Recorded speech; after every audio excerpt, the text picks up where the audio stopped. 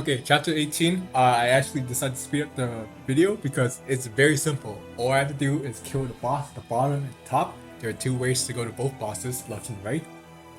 The the right hand side will go to the boss through the bottom right. So I do not have to kill any of the generals, which will be very annoying. So the left, we're going through the top left. But I also want to get both chests, so I'm actually just going to kill everyone at the top in order to do that.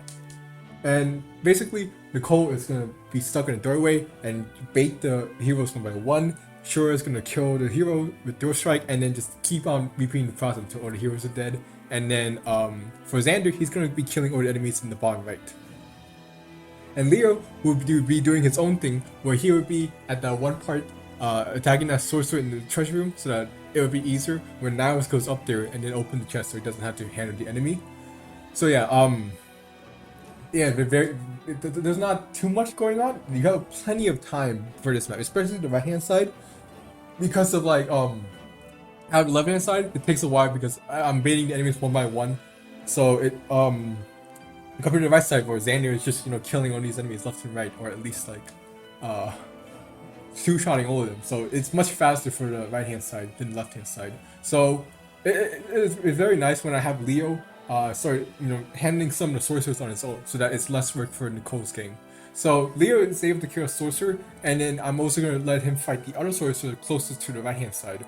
And it's a bit hard because Leo is a bit weak, but obviously I did give him some vulneraries in order to manage to 1v1 them. So here, as you can see, Shura is going to keep on continuously kill these heroes. I could give the kill to Camilla because Camilla is weaker than Shura, but I am going to use Camilla next map for the Kitsune map. And every time you level up, you do lose more hit weight, and I really do not want to deal with that kind of stuff. Like it's really annoying. Like the hit rates are definitely like the most annoying part, and obviously, I don't want to deal with that. So Camilla is not going to be getting the XP in this match. She'll get a lot of XP in the next map, so it doesn't matter. So yeah, I'm getting everyone down there, and as you can see, I can just skip all the generals, all the enemies in the middle, like above the prison. So yeah, it's very nice over there. And yeah, it's just a process of baiting and waiting, and it's very simple overall. It's like not too much.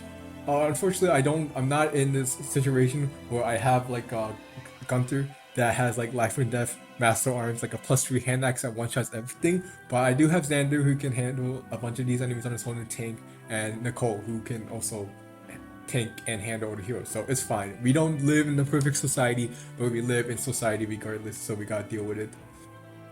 So the other units at the left, besides Nicole, I have just Camilla for like, where's the Storin, Shore for like healing, and Corin is just there because she's automatically there at the default. I think it would have been better if she was on the right hand side because unfortunately her skill, she can't support me Nicole, so her pair up isn't that great.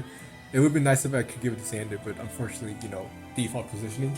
So yeah, and then Niles is there just to get the other chest because I believe I finished this map in like 17 turns, so it's like anything to speed up it'd be helpful so that I can take my time to handle these enemies one by one and just not go full blazing because not only can like it's the door club now like 2 range, but also heroes are too fast for Nicole to double because not only do they have good stats, but also the enfeeble just reduces the speed by 4, so it's very bad. So as you can see there, I kill the maid with like a normal axe and then just trade with the dual club. This dual club is really important because as you remember, in terms of like weapon triangle and such, it depends on your rank. And if you have the advantage, that's what your rank is applied. Nicole has 8 axes, so every time he has advantage, he gets like 1 extra attack, and then he takes 1 less attack. But dual club doubles the effect, so it'll be +2 attack and -2 damage taken, and more hit. But not only that, but you remember, weapon rank also gives you bonuses. So for sorcerers, when they have S rank tomes, they get 3 extra attack. But if you have a disadvantage, you lose that bonus. So basically, Nicole is taking 5 less damage every time he has a dual club equipped, which is very helpful. And here, I was trying to position so that when the sorcerer would be forced to attack Nicole in 1 range, but I put Shore next to him, so it didn't work out. And now Xander and the gang, they're going to be stuck there for a bit because why I do want to attack them, if I do attack them right now and don't end the map, reinforcements will appear, and I don't want to deal with that. So I'm going to do it in a way where I'll be able to kill both the bosses on the same turn.